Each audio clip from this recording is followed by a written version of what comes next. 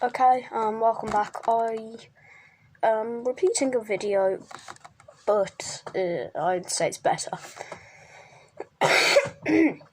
So, on my page, I didn't get to upload it because it wasn't working, but I'm going to do an ollie and a kickflip tutorial. So, I'm going to do it in long form as well, because I tried to do it in short, it just wouldn't fit.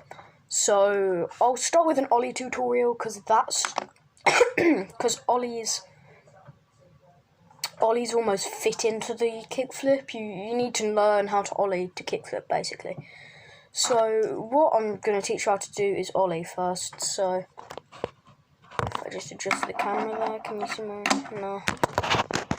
There we go. Now I've got a better view. So, when you ollie, you just want to get comfortable with popping your board. That's going to help you loads. And I do it by levelling out my fingers like this. So, I start with my fingers like this. Then I just level them out. Sorry about that. But I just kind of... So, you want something... It doesn't have to be high. An ollie is just all four trucks coming off the ground. So as soon as you got that, praise yourself. That's an achievement, you know. Well done. You can have long but low ollies, and then you can have short but high ollies, which are very two different things that you got to train for. But when you ollie, you might want to practice just first. Obviously, a little box here. It's got the top on, but you might just want to practice just jumping off some boxes. Just get used to it, or if you don't have a box on standby, just hold your board like that. And yeah, just practice the feeling of landing, because that's gonna incorporate a lot. Once you've got the ollie, just smooth, just being able to ollie, we can move on to the kickflip now, which is one of my favourite skills. I learned it this morning, I want to say. It's once you get the hang of the movements, it kind of all flows in. But what you want to do with your finger positioning, I don't know if you can see the bolts, you can kind of see them. You want your finger just there. So put your finger on the tail and you just kind of put it there, and then this one just kind of in the middle. And you don't want your fingers overhanging like this, because then your board just flies away, and you don't want your fingers like that, because that's impossible. You want them just nicely in the middle. And I'm sure you've all seen a kickflip before, but basically what it does is your board rotates like this midair, and it should just come off smooth like that. Just something along the lines of that. And if you do start doing double kickflips, maybe just slow. So I'm going to get you into the movements, and then I'm going to give you some tips.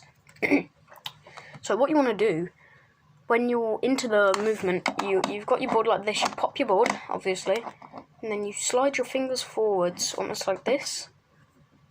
But don't, like, overdo it, because then your board goes flying.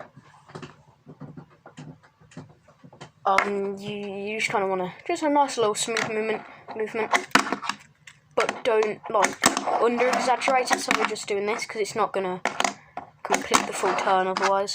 I will try and get. There is a slow-mo kickflip that I feel like if you watch it in slow-mo and watch what they do, it really helps just to see. So you see the movement, and I'll try and do it in slow-mo. You wanna.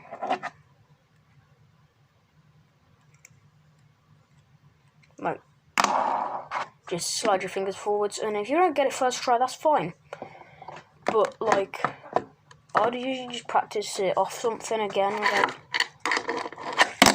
But it's okay if you don't get it first try. As soon as you understand the movements, I feel like it does come to you a bit easier. Like, it's okay if your board keeps on doing this. That is a mistake if you're not pushing the right way. That's just what happens sometimes. And if you are pulling off double ones, that's great, you're at the next step, but just slow it down a bit. You're not ready for that yet.